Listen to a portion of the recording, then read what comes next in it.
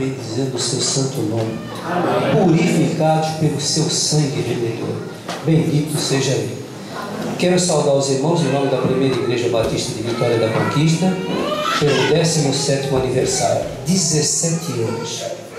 Os homens, quando completam 18, servem no exército, mas graças a Deus os crentes servem ao general capaz, independente de idade. Vai conosco o general capaz, e nós servimos Jesus Cristo, o nosso general. Então um abraço da Primeira Igreja, e também agradecer aqui ao pastor Fraudísio, a sua esposa, a irmã Arlinda, esse privilégio de estar aqui com eles. E realmente é a primeira série de conferências depois do que aconteceu com o casal. Nós já tivemos ontem juntos. Nossa igreja tem orado por esse casal, nós estamos orando e sabemos a dor que está no coração dos pais. Por outro lado, sabemos também o consolo que eles estão tendo na pessoa de nosso Senhor Jesus Cristo. A Bíblia fala que houve um pranto em Ramá. Era Raquel chorando por seus filhos. E eu posso respeitosamente parafrasear esse texto da Bíblia dizendo: houve um pranto em São João Paraíso. Era Fraudísio, Arlinda, chorando seu filho. Mas graças a Deus, nós sabemos de onde viemos, sabemos para onde vamos. O justo é levado, entrarão no seu descanso. E o apóstolo Paulo disse: e nós estaremos todos juntos um dia, para sempre, com o Senhor. Bendito seja o seu santo nome. Meus queridos, eu trouxe poucos livretes da nossa autoria, estão com o irmão Derisvaldo, e trouxe também um CD de um pastor. Ele é batista bíblico, independente, firme, é um homem fundamentalista. Ele não vive disso aí, ele tem a igreja dele, é um pastor de igreja, mas ele, graças a Deus, ele, a esposa e os 3 filhos, é uma família que canta. Eles já gravaram 3 CDs. Eu trouxe uns exemplares do CD. Se alguém tiver interesse, pode também falar com o Derisvaldo. Nós não ganhamos nada nesse CD. É tudo para ajudar o pastor a gravar mais. Embora ele não viva disso, mas ele faz isso pelo dom musical que Deus deu a ele, à esposa e aos filhos. Dito estas palavras, gostaria de convidar os irmãos, sem mais delongas, a abrirem a palavra do Senhor no Evangelho de nosso Senhor Jesus Cristo, escrito por João, capítulo 6. Em reverência à palavra do Senhor, vamos colocar em pé. João, capítulo 6.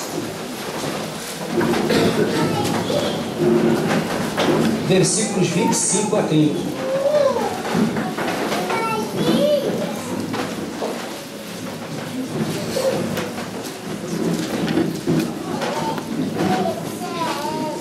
João capítulo 6, versículos 25 a 30.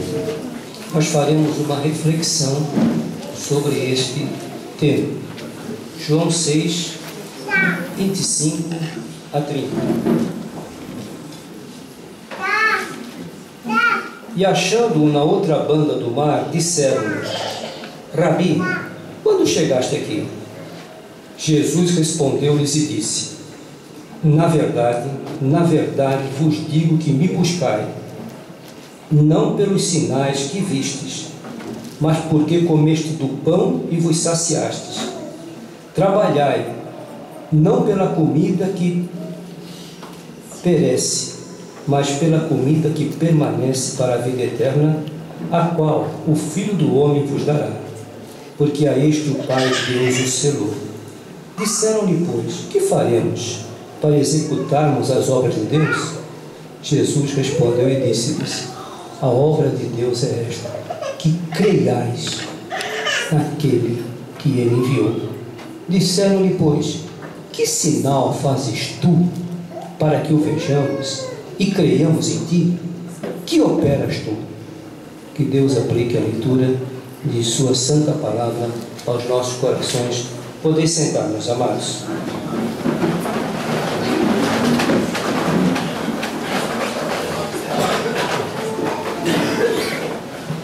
Meus queridos, eu quero falar nesta noite sobre esse tema, o milagre dos milagres. Primeiro eu li um texto do capítulo 6, mas dentro desse contexto, dá para nós entendermos qual é o verdadeiro evangelho, o significado do verdadeiro evangelho e do evangelho dos mais miseráveis. Notem bem, o capítulo 6, ele vem de um tremendo de um milagre maravilhoso, quando Jesus multiplica pães, 5.000 pessoas são saciadas, e depois, no dia seguinte, essas pessoas que viram o que aconteceu, foram saciadas, viram a multiplicação do pão, no dia seguinte correram novamente ao encontro de Jesus. E quando viram Jesus, mestre, a que vieste? E Jesus olhou para eles e disse: vocês me procuram pelo pão que eu vos dei a comer, mas não é pelo que eu vos tenho a falar. Meus amados, nós estamos numa época onde o povo quer milagre, vê para crer, mas graças a Deus, os salvos em Cristo creem para ver. O povo, o incrédulo, quer ver para crer, mas os crentes em Cristo creem para ver. Jesus disse lá em João capítulo 11, verso 40, o quê? Se creres, verás a glória. Então crê para ver. Crente crê para ver. E nós estamos numa época de milagres. Muita gente anda atrás de milagre. Casas abarrotadas, templos abarrotados, mega templos aí feitos por causa de milagre. É o evangelho dos miseráveis. É o evangelho do pão e da prosperidade. Mas milagre não é isso. Milagre é algo que maravilhoso, é algo sobrenatural. E meus queridos, nesta noite eu quero falar do verdadeiro milagre, aquilo que é algo sobrenatural, o verdadeiro milagre que nós pregamos. É claro que nós cremos num Deus que pode operar maravilhas, nós cremos num Deus que opera maravilhas, um Deus que nos cura quando a sua glória está envolvida, mas também um Deus que nos leva para o céu quando a nossa missão aqui estiver cumprida. Então, amados, por que a casa é cheia quando se fala tanto em milagres? Bastou, aí nós temos na televisão milagreiros, curandeiros, exija de Deus que Ele vai fazer, Ele vai te dar um carro, vai te dar isso, e, enfim, gente enriquecendo às custas de mercadejar a palavra. E aí surgiu esse evangelho dos miseráveis. Então, em primeiro lugar, meus amados, eu gostaria de falar somente duas coisas essa noite. Em primeiro lugar, convidaria os irmãos a abrirem lá em 2ª Epístola de Paulo aos Coríntios, capítulo 11, versículo 14. Acontece milagre nesse meio? Acontece. Mas esse povo que não é salvo, essas religiões operam milagres? Operam. Tem milagre. E o milagre já era operado desde o início, nas páginas do Velho Testamento. E aí nós vamos ter um exemplo daqui a pouco em Êxodo 7, 11 e 12. Mas primeiro tenhamos isso na mente. 2 Coríntios 11, 14. Veja o que Paulo diz aí, 11, 14. E não é de maravilhar, porque o próprio Satanás se transforma em anjo de luz. Primeiro temos que entender isso. Primeira coisa, o diabo opera milagres. Olha aí um milagre, isso aqui é um milagre. O próprio, como diz o baiano no baianês, o próprio cão se transforma num anjo de luz. Isso é um milagre. E se transformando num anjo de luz, ele também faz milagres. Porque Satanás tem poder com P minúsculo. Deus tem poder com P maiúsculo. Mas não podemos ignorar os ardis de Satanás. Ele tem poder também. E engana. Milagres enganosos. Vejam, por exemplo, Êxodo capítulo 7. É um texto muito conhecido. Moisés vai diante de Faraó. E aí Moisés diz: eu venho a ti em nome do Senhor e vou tirar meu povo do Egito. E o Faraó perguntou: mas por que tu vai tirar teu povo do Egito? e ele pega o cajado e joga o cajado. E o cajado de Moisés se transforma numa serpente. Aí Faraó chama os magos. Os magos serviam as trevas. Os magos eram pagãos. Os magos adoravam e invocavam os deuses do Egito. Mas acontece que os magos pegaram também 2 cajados e jogaram diante do cajado de Moisés. E o que aconteceu? Os 2 cajados dos magos se transformaram em 2 serpentes. Vejam, Satanás também é imitativo. O diabo é imitativo. Ele procura confundir e enganar através de operações do erro. A Bíblia fala muito sobre a operação do erro. Paulo fala que no final a operação do erro é tomar conta. E é o que nós estamos vendo. Quando os magos jogaram, 2 serpentes saíram. Porém, a serpente de Moisés engoliu as 2 serpentes dos magos de Faraó. Entende por que o diabo tem poder com P minúsculo? E Deus tem poder com P maiúsculo. Engoliu as serpentes do Faraó. Queridos irmãos, Jesus fala que nós íamos chegar numa época onde os milagres iriam acontecer. Teríamos o levantamento de vários falsos profetas, falsos pastores, falsas religiões, até mesmo com fachada evangélica, mas que na verdade são verdadeiros centros espíritas camuflados. Lá em Mateus capítulo 24, versículo 24, Nosso Senhor advertiu: levantar-se-ão muitos falsos profetas que, se possível, com seus sinais, enganariam até quem? Os crentes, os escolhidos, os salvos. Mas olha bem, se fosse possível, enganariam. Note como seriam esses milagres, que se até possível for, mas não é porque nós temos Espírito de Deus, não é, mas seria quase até enganar os crentes. Nós temos na televisão vários programas mandando pôr copo de água em cima da TV, lencinho agora para limpar o suor do apóstolo, e pega o suor do apóstolo, leva para casa, e o apóstolo abraça aquelas pessoas aqui embaixo das suas axilas, e as pessoas saem dizendo que estão abençoadas, etc, etc, etc e tal. Mas não permanecem. Não permanecem. Irmãos, não é esse os milagres feitos por Jesus Cristo. A Bíblia fala: tudo Ele, Jesus Cristo, faz perfeitamente bem.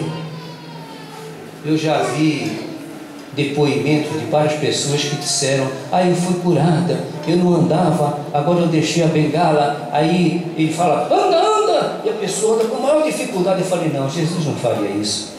Ele dizia: anda, a pessoa jogava a muleta e andava mesmo direitinho. Não coisa preparada antes dos bastidores, não. Ali diante de todos, Jesus opera os milagres, operou os milagres, e tudo Ele faz perfeitamente bem.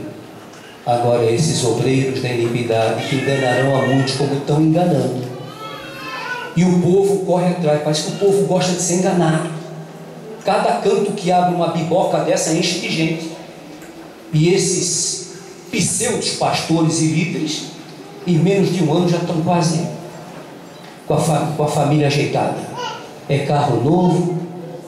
Eu fui comprar um carro alguns anos atrás e fui financiar.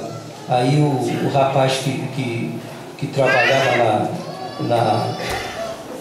na gerência dessa revendedora, meu carro era usado, eu fui comprar um carro usado. Aí deu uma entrada e queria financiar o resto. Ele disse para mim: pastor, esse carro a empresa vai financiar porque eu conheço o senhor. Eu falei: mas por quê? Qual é o problema? Ele disse: não, eu tenho ordem aqui para não financiar carro para esses pastores mais.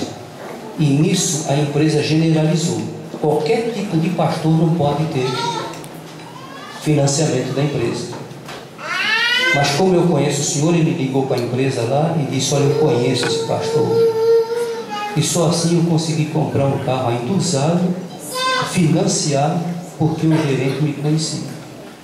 Olha como o escândalo vai se multiplicando por causa dessa gente. Não, o Evangelho de Jesus Cristo é outro. O Evangelho de Jesus Cristo transforma. O Evangelho de Jesus Cristo é referencial. O Evangelho de Jesus Cristo muda o homem por dentro. e ainda muito mais por fora. Então, queridos irmãos, o diabo opera milagres a ponto de lá em Apocalipse, no capítulo 13, versículo 14 e 15, o diabo vai fazer uma estátua falar. Você já imaginou? Você já imaginou uma estátua falar? Já imaginou quantos adeptos Satanás vai conseguir com a imagem do anticristo? Ele não somente vai fazer a estátua falar, mas como também vai fazer cair fogo do céu. Pasme, o povo vai correr atrás dele. Ele é um milagre, esse aí é o Messias. O diabo é imitativo, sempre querendo imitar as coisas de Deus. Dragão, falso profeta, o diabo, dragão, que é o diabo, o falso profeta e o anticristo, é uma trindade maligna, querendo imitar a trindade divina. O diabo sempre é imitativo. E agora, pai, vocês estão vendo aí. O que nós temos hoje? Olha a imitação. Nós temos muçulmanos falando língua estranha. Nós temos católicos falando língua estranha. Nós temos uma porção de evangélicos aí falando a mesma língua estranha. Agora eu pergunto, como é que um evangélico pentecostal vai evangelizar um católico pentecostal, um espírita pentecostal, um muçulmano pentecostal? Como? Não tem como. Está vendo a operação do erro, como o diabo faz? Porque agora está todo mundo igual. Estamos cantando os mesmos hinos, estão dando o dízimo. Essa foi a arma do diabo. E o ecumenismo vai ser a operação do erro final, preparando a chegada do anticristo. Então, queridos, o diabo opera sinais. Mas, irmãos, eu quero falar nessa noite de um milagre maior de todos. Não é fazer uma estátua falar, não, porque isso já ficou provado que pode acontecer. Sabe por quê? Na Alemanha, uma grande loja colocou um robô. Você entra na loja, quem te atende é o robô. Ele fala, vamos traduzir do alemão para o português: boa tarde, o que deseja? Aí você fala: eu quero ir na loja de televisores, dirija-se ao segundo andar. O robô está falando uma pessoa. O diabo vai fazer uma estátua falar, vai fazer cair fogo do céu. Essa reportagem foi dada pela Globo aí, essa loja na Alemanha, isso aí logo está tomando conta. Então, queridos, mas há um milagre. O milagre dos milagres que esses milagreiros não falam. O milagre dos milagres que a televisão não fala. O milagre dos milagres que esses movimentos de prosperidade, de cura física não fala. Não fala. Você pode escutar uma mensagem, um sermão desses bispos, apóstolos, pai apóstolo, mãe apóstolo e tudo mais o que vier. Eles falam, mas não cita. Se não crer em Cristo, está perdido. Não apresenta Cristo como Salvador. O verdadeiro milagre, irmãos, é esse aqui, ó. O milagre dos milagres, segundo aos Coríntios. São muitas passagens, só vou citar essa. Segundo aos Coríntios, capítulo 5, verso 17. Segundo aos Coríntios, capítulo 5, verso 17. A palavra do Senhor nos diz assim: se alguém está em Cristo, nova criatura é. Nova criatura é. Coisas velhas já passaram, tudo se faz novo. Vamos, esse é um milagre. Vocês aqui salvos por Cristo é um milagre. Aquele hino 46 do cantor cristão, 46, né? Eu perdido, pecador, longe me achava do Senhor. Gente, aquele hino é a história de cada um de vocês aqui, a minha história, a história de vocês, é a nossa história. Isso é milagre, gente. Vê quem você é e o que é hoje. Deus coloca o seu Espírito no crente. Primeiro Ele fala pelo seu Espírito em nosso coração, depois Ele coloca o Espírito Santo em nossa vida, e aí é uma metamorfose, é uma transformação. Você que antes se deleitava, tinha prazer no pecado, tinha prazer em fazer coisa errada, hoje não. Hoje você corre do pecado, você se sente mal no pecado, você quer fazer o bem, mas você teve uma mudança. Tem milagre maior que esse? Esse é o milagre, milagre do Espírito, milagre de um Cristo vivo. Nós estávamos mortos em delitos e pecados, nós estávamos condenados ao inferno, mas Jesus Cristo, com seu poder, morreu na cruz do Calvário para derramar o sangue dele em favor de toda a humanidade caída, humanidade pecaminosa. Isso é milagre. Quantos hoje estão aqui e tiveram um passado que só vocês sabem do passado que tiveram, como eu sei do meu, e mudamos, não por força nem por violência, mas porque um dia Jesus Cristo nos encontrou. Olha, a Bíblia fala de um grande milagre. Se eu fosse aqui enumerar os milagres da Bíblia, mas primeiro, olha, Zaqueu é um milagre. Lá em Lucas 19, versos de 8 a 10, ele subiu numa árvore para ver Jesus. Subiu numa árvore para ver Jesus. Então ele subiu para ver. Presta bem atenção. Zaqueu subiu no sicômoro. Ele subiu para ver. Mas Jesus disse: desce depressa para crer. Subiu para ver, mas teve que descer. Aceitar Jesus Cristo como Salvador da sua vida, reconhecer que você é um pecador, está perdido, crer em Jesus Cristo.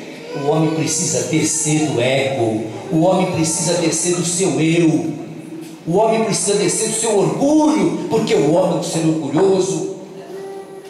Vocês podem ver, está faltando água aí no Brasil quase todo, e o mundo está com problema da água, enchente de um lado, seca de outro. E eu presto muita atenção no que esse pessoal entendido no assunto fala. Então eles dizem assim: olha, a seca, ela está sendo resultado de um encontro de uma frente fria com uma frente que não veio da onde, não sei o que, e dão os nomes esquisitos lá. E eu fico dizendo: bom, eles sabem dizer por que tem a seca e sabem dizer por que está tendo enchente. Ué, por que eles não arrumam a solução para parar a seca e para terminar a enchente? Não, o homem detecta, mas não pode fazer nada. Mas também eles não citam o nome de Deus uma vez, e ainda cai no absurdo. Depois dizem que nós que crente é Zé Miguel na ideia, né? Crente não pensa, crente não raciocina, crente não pensa, é uma gente que não pensa, não sabe. Mas gente, pelo menos eu não vou dizer que o São Pedro é culpado. E eles chegam ainda: não, isso é já pediu para São Pedro. Sabe? Coitado de Pedro, eu não sabia nada. O que Pedro tem a ver com chuva? Então, queridos, milagre dos milagres é o homem quebrar o orgulho e reconhecer: eu sou um pecador, eu aceito Jesus Cristo. Zaqueu desceu, e Jesus então disse para ele: hoje me convém pousar em tua casa. Zaqueu era um publicano, ladrão, desviava o dinheiro do povo, ficava com parte dos impostos colhidos. Então, quando Jesus entrou na casa dele, ele disse: Senhor, o que eu roubei, eu decido, eu vou devolver 4 vezes mais. Eu vou devolver 4 vezes mais. No dia 1º de maio, 1º de maio agora, hoje é o último dia, né? Primeiro dia desse ano foi aquele feriado. Eu fui num congresso dos Gideões Internacionais. Eu não sei quantos conhecem o trabalho dos Gideões. É aquele grupo de homens de profissão liberais, crentes em Cristo, que distribuem Bíblia nas escolas, nos hospitais, nos presídios, nos quartéis.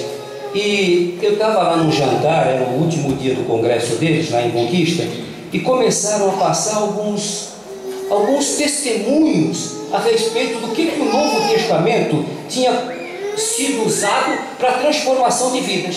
Mas teve um testemunho que eu não aguentei, mas a coisa foi muito tocante. É de um homem chamado Rafael. Esse homem, Pernambuco, se não me engano, estava lá em Pernambuco. Esse homem bebia, que as filhas tinham até vergonha dele, a família tinha vergonha dele.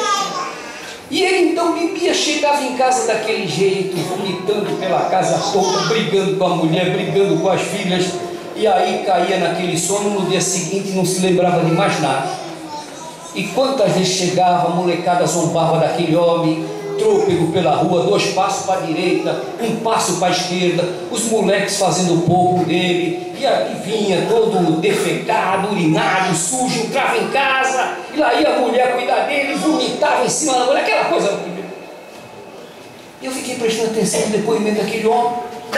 Então o que ele passou a fazer? Já que ele viu que beber já estava sendo difícil, então ele pegou e disse assim: eu quero parar de beber, só que em vez de beber no bar, eu vou comprar uma garrafa e vou diminuir cada vez mais o tamanho da garrafa. Então ele colocava a bebida ali, fechava com a tampa e ia para a garrafa, com a garrafa para casa. E na primeira vez que ele foi para casa com a garrafa, ele viu as filhas conversando com a mãe. Ele ouviu ela dizendo: mãe, nós temos vergonha do pai que nós temos, porque minhas colegas na classe fazem pouco dele e fazem pouco da gente. Eu não aguento mais, eu tenho vergonha do papai. E ele ouviu aquilo, ele ficou chateado, disse: pois é, agora é que eu vou beber mais ainda. Aí trocou a garrafa por uma maior e foi lá no boteco, enchia, fechava para a tampa, ia para casa, chegava de noite, e assim foi, até que um dia ele foi lá no boteco, encheu a garrafa, a tampa caiu. A tampa caiu e correu. E ele procurando a tampa, já estava meio mais para lá do que para cá, e procura a tampa daqui, procura a tampa, não acha. Aí ele falou: agora preciso tampar essa garrafa, senão vai cair tudo. O que tinha do lado de dentro do balcão? A única coisa que ele viu, esse Novo Testamento dos Gideões. Sabe esse Novo Testamento, Salmos e Provérbios, pequenininho? Ele pegou aquele Novo Testamento, nem viu se era Novo Testamento, arrancou as folhas, fez uma rolhona grande, enfiou na garrafa e foi para casa. E começou a beber. E aquele negócio: tenho vergonha do papai, tenho vergonha do nosso pai, tenho vergonha do papai. Aquilo na mente dele. E ele então pegou, não conseguia dormir, acendeu a luz, meio grogue. Aí tirou aqui novamente o papel para encher a cara. Aí ele viu que o papel tinha coisa escrita. Começou a ler o papel. Parte do Evangelho de João. O sangue de nosso Senhor Jesus Cristo nos purifica de todo pecado. Conhecereis a verdade, e a verdade vos libertará. Se o Filho vos libertar, verdadeiramente sereis livres. Irmãos, aquele homem ali, ele disse: meu Deus, será que isso pode acontecer com um bêbado como eu? Clamou. Irmãos, esse homem hoje é um homem respeitado lá em Pernambuco. Ganhou a família novamente, ganhou o respeito da cidade. Sabe por quê? Milagre dos milagres. Milagre dos milagres. E o que falar? Esse aqui eu conheci. Francisco Ferreira. Ele entrou na primeira igreja de Santos, eu era membro lá. Ele saiu do cangaço, ele era seguidor aqui do capitão, um fazendeiro que tinha aqui, o capitão Silva, uma coisa assim. O homem era uma fera aqui do cangaço, aqui na Bahia. E ele pegou, veio para Santos, foi para Santos, saiu do bando aqui, foi para Santos, que ele: eu não quero mais saber dessa vida de cangaço. Aí ele foi procurar uma igreja e pediu orientação para as freiras.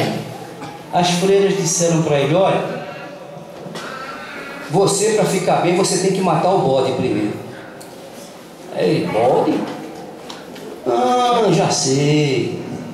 É o bode que prega a Bíblia? Elas disseram: é aqui. E realmente a primeira igreja batista é na mesma praça onde é a Catedral de Santos. Aí ele foi recomendado para matar o bode. Então ele falou: pois eu vou matar. Lá entrou ele na primeira igreja para matar o pastor, naquele tempo TC Begley. E o TC pregou, e ele ali só esperando uma hora para acertar o TC. Aí ficou quieto e começou a prestar atenção na mensagem. Na hora do apelo: vem alma cansada. Lá foi ele na frente. Chegou lá na frente, ele puxou o trambicão e falou assim para o pastor: o senhor está vendo isso aqui? O pastor já recuou, apavorado, do que ficou.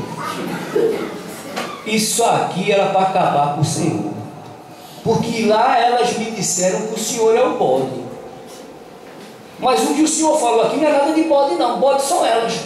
Eu vou lá matar elas, depois eu venho aqui e acerto a minha vida com o Evangelho. Aí elas nem sabem, elas nunca souberam que o pastor salvou a vida delas. Porque o pastor disse: não, você fica aqui, você entendeu o que eu falei? Entendi, e eu quero mudar de vida. Olha, gente, era um homem analfabeto, cangaceiro.